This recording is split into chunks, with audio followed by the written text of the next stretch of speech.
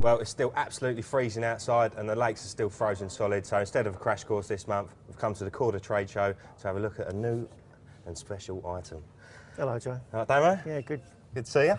And you, mate? So, the new stow indicator's been working on these a while, haven't you? Yeah, over a year, probably 18 months. It was an original idea from Carp.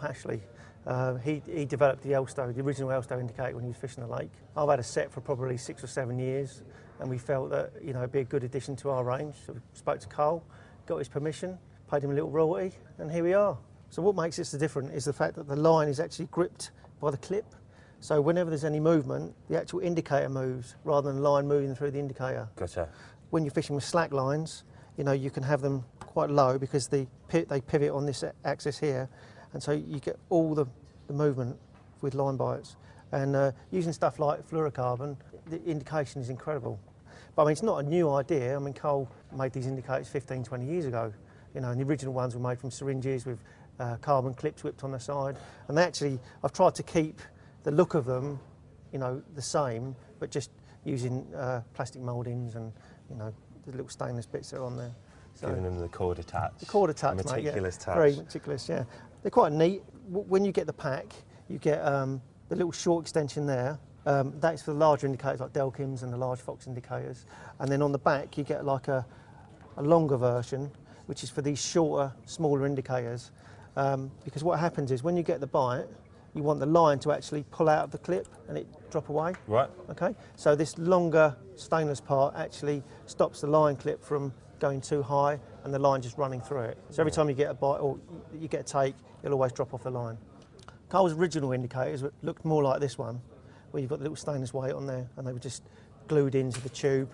This one's obviously got an isotope in it. But for today, people want to have heavier weights on the line and that sort of thing. So what we've done is we've developed a little weight called an overweight. So it actually goes over the top of the weight that's on the indicator, and there's a little shoulder inside, tiny little shoulder. So this screws inside that, and the actual length of the indicator doesn't increase. So the line, it will still pull off the line, nice and easy. So we did 2 sizes of those. There's one there, which is 8 grams, and there's a little 6 gram one there. Covers all the sizes. And if you want to go really light, what you can do, unscrew it, whip the little 4 gram weight off, and just attach it like that, and it's super light. This part's aluminium, right. So it's as light as it can be. So it really is an indicator that you can use in any situation. Pretty much, yeah. Slack lines, tight lines, range, short range. You name it, you can use it. Quite a neat little fit on here. Got little magnets in there, so they all fit in there like Definitely, that. Yeah, little cord bit there. Little cord bit on there, it's all corded up. Nice little touch. And we do this little case which you can store them in. They've got a magnet on the bottom. That fits in there. You guys think of everything. Clips on there, and then it just snaps in there. So available in a range of colours? Yeah, mate. They're available in 6 colours, just to match all the the bite lines that are available. We've got matching isotopes. Really easy to see them. So we've got these little cases they fit in. So they've got the matching colour of the head for the isotope. Really simple to see and use.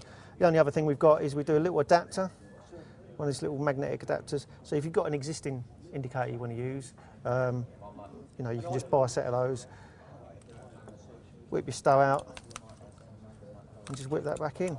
And then you're ready to go. Simplicity. And we also do some black chains, so if you want to customise them yourself, you can do that. They do look pretty cool, don't they? Yeah. I bet you're a black chain man, aren't you? Yeah, I am, yeah. Well, mate, got to say, well impressed with them. Another little thing I've noticed here, is this a Korda item? It is, yeah. It's our stow bar to go with a range of stow indicators. I was using some snag bars which are basically fixed in place. And when you had them on your buzzer bars, they were really difficult to move from left to right depending on what side you wanted to have it. So I made some up, which were, well, basically the idea is that you can move the single part from one side to the other. Because really, I suppose, you generally only need one. You only need one. It's only the tackle tarts who want 2. Clive Gibbons, who wants symmetry on his setup. So that was the original idea, but we've ended up with 2, and you can either fish them 1, 2, or take them off. So you don't have to even have them on there when you're packing your gear away. You pack away nice and neatly. Or if you're not snag fishing, you might not want them on there, so you can just take them off. I think these days it's sort of almost become fashionable, isn't it? Yeah, just to have them on there. Standard issue equipment now, isn't it? Looks smart, so why not? Yeah, they're made out of aluminium, so they're very light, and they do the job admirably. Even a nice stealthy black look, or they? Yeah. Well, apparently that's the northern look, and this is the southern look. Oh right. Well, obviously we're mainly here to look at the indicators, mate, but it'd be rude not to take a look at a couple of Yeah, we've got a couple of other things that are going to be available in the spring. We've got a thing called dark matter, which is a tungsten product, or a couple of tungsten products. This is tubing, and we think this is probably the heaviest, softest retubing available. I mean, it's incredibly heavy. It really is, isn't it? It's become really popular, isn't it? I mean, I don't use tubing much, but obviously there's some waters that dictate you have to Exactly, use it. yeah. Some of the lakes starfish, you're not allowed to use leaders. So we've been using this. It's fantastic, really good. To go along with that, we've got a new putty that we've been working on for probably 2 years. You know, we've had loads of different samples, and this, without doubt, is the heaviest, most user-friendly putty that we've come up with. Yeah. You know, really soft. In really cold temperatures, you know, like some putties go really hard. You have to put them on your stove or melt them with a lighter. Just impossible to use sometimes. This stuff's awesome. Looks really sticky as well.